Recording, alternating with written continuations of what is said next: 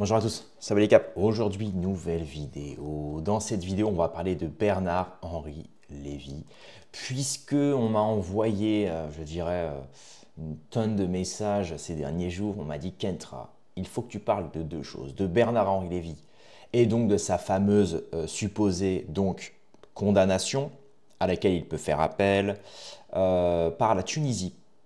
Et la deuxième chose, c'est le message caché derrière. Pourquoi? Parce qu'il faut savoir que Bernard-Henri Lévy, on va revenir justement sur cette condamnation, pourquoi, les dessous de l'affaire, etc. Mais il a été condamné à 33 ans de prison. 33 ans de prison. Vous n'êtes pas sans savoir qu'en plus, nous sommes dans la période de Pâques, donc évidemment, qui fête justement la renaissance du Christ, hein, d'une certaine manière, à savoir qu'il a été crucifixé à l'âge de 33 ans. Et vous le savez très bien, dans les loges, vous avez le plus haut degré des loges, c'est le 33e degré. Donc tout ça, finalement, n'est-il pas le signe, justement, n'est-il pas le signe, je dirais, symbolique et viril de la Tunisie, d'envoyer un message caché à Bernard-Henri Lévy en leur disant, voilà, tu soutiens l'Ukraine, tu soutiens ceci, tu soutiens cela, et ben voilà, nous, on te met une punition, je sais pas, je dis juste ça comme ça, hein. Donc, alors, qu'est-ce que c'est que cette histoire-là? Voilà. En Tunisie, Bernard-Henri Lévy est accusé dans l'affaire du complot, condamné de 4 à 66 ans de prison. Force à ceux qui ont pris 66 ans de prison, parce que c'est vrai que j'avoue que moi je ne les ferais pas personnellement. Voilà, c'est pas pour dire, mais bon. Alors qu'est-ce que c'est l'affaire du complot, l'affaire tunisienne finalement? Alors, j'ai demandé à Grok, l'intelligence artificielle de Twitter, de me résumer ça avec une sorte de neutralité, comme ça il n'y a pas de parti pris, comme ça, ceci, cela, voilà. On essaye de rester assez neutre vis-à-vis de cette affaire-là, même si BHL, c'est vrai que c'est quand même dur de rester neutre face à lui, sachant que lui ne l'est pas concernant la Libye, concernant l'Ukraine, concernant la Russie, concernant la situation française, etc. Donc c'est assez hilarant. Alors, l'affaire impliquant Bernard-Henri Lévy en Tunisie concerne un vaste procès pour complot contre la sûreté de l'État. Donc, juste pour rappel, ce n'est pas que je fais une digression, mais aujourd'hui, il y a un intellectuel français exilé en Suisse qui va être jugé en juin prochain pour complot contre la sûreté de l'État. Enfin, atteinte à la sûreté de l'État. C'est pas complot, c'est atteinte, mais c'est globalement la même chose, c'est le même titre. Et il s'appelle Alain Soral. Et Alain Soral, il a interdiction de remettre les pieds en France. Bah sinon, en fait, c'est arrestation, etc. Donc là, il sera jugé en France sans pouvoir y aller, en juin prochain, il me semble.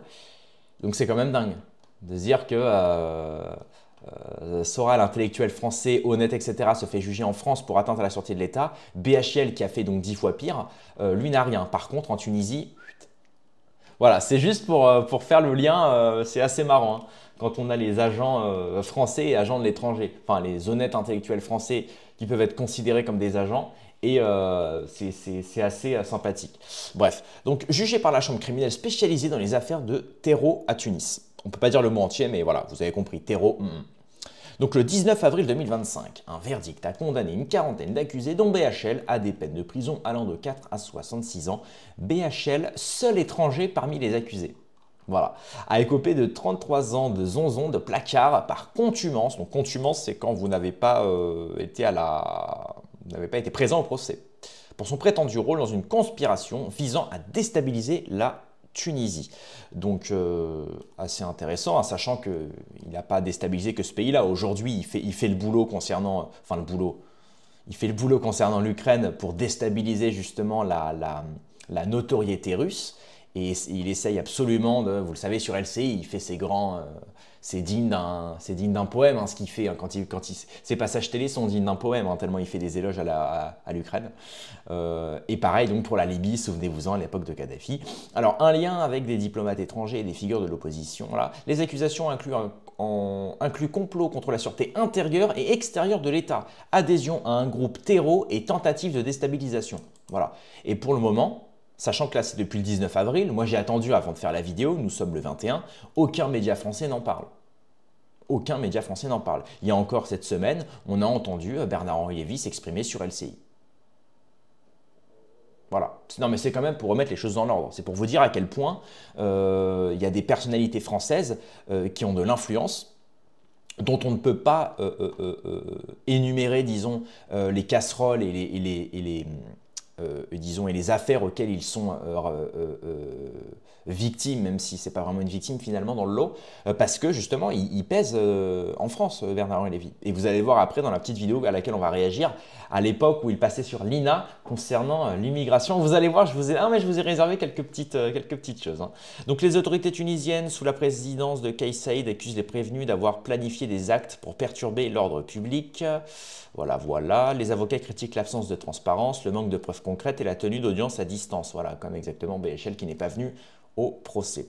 Donc BHL, connu pour ses interventions controversées dans des conflits comme en Libye, particulièrement visé pour ses opposés contacts avec Kamel El Taïf, un homme d'affaires influent condamné à 66 ans.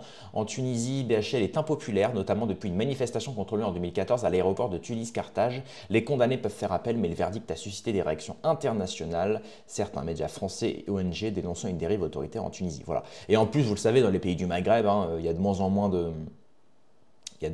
juifs là-bas. Donc forcément, Bernard-Henri Lévy, qui est juif et sioniste en plus, je pense effectivement que ça passe un peu mal. Hein. C'est un petit peu comme en Algérie ou au Maroc. Souvenez-vous des concerts qui avaient été annulés de certains rappeurs qui n'avaient pas pris position pour la Palestine ou justement qui avaient disons, soutenu l'entité sioniste. Bon, bah, énormément de gens s'étaient mobilisés au Maroc et dans d'autres pays du Maghreb pour faire annuler les concerts de ces personnes-là. J'ai plus les noms des rappeurs en tête, mais ce serait bien même de faire une vidéo, pourquoi pas, sur la cause palestinienne dans le monde du rap et le monde culturel. Donc, deuxièmement, je voulais vous montrer ça. C'est une petite vidéo qui a été relayée par Vincent Bolloré-Goldschmidt. Alors, c'est un compte parodique, évidemment. C'est un compte parodique.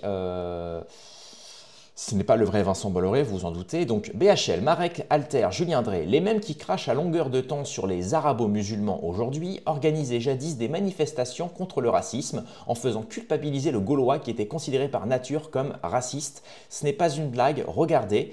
Eh oui, c'est intéressant de s'intéresser justement aux tenants et aux aboutissants. C'est ce que je dis constamment, notamment pour la droite sioniste identitaire, qui ne déplore que les conséquences. C'est-à-dire, vous savez, c'est l'immigration pose problème, on en a marre, etc. Mais qui ne remonte jamais aux causes. Qui les a fait venir, qui a favorisé des lois et qui a voté des lois donnant plus de droits à ces gens-là, qui a voté justement, etc. Qui a financé.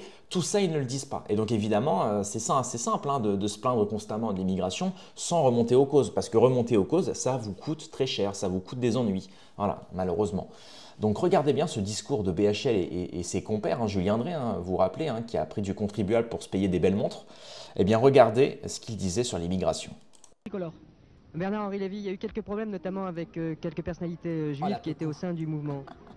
Il y a eu quelques problèmes du point de vue de qui? Du point de vue d'autres personnalités qui n'étaient pas juives et qui vous ont reproché d'être trop présentes, enfin de reprocher aux personnalités juives d'être trop présentes. Est-ce que vous croyez qu'il faille insister là-dessus? Il y a eu en effet des minuscules et je crois assez misérables querelles de boutique venant de telle ou telle organisation et s'inquiétant de la présence de Marek Alter, de moi-même et de l'UEJF à l'intérieur des SOS Racisme. Je crois que c'est un épiphénomène et je ne pense pas que ce soit très important. L'événement ce soir, c'est qu'il y a 400 000 jeunes gens qui sont ici sur la place de la Concorde, qui se sont rassemblés sur des mots d'ordre de refus de la haine, de joie, d'antiracisme. Et ça, je crois que c'est un événement sans précédent en France.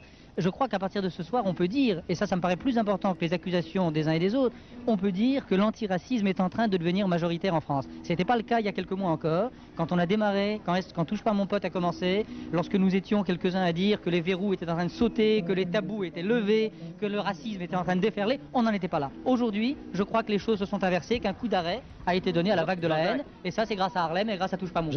Jean-Jacques, oui.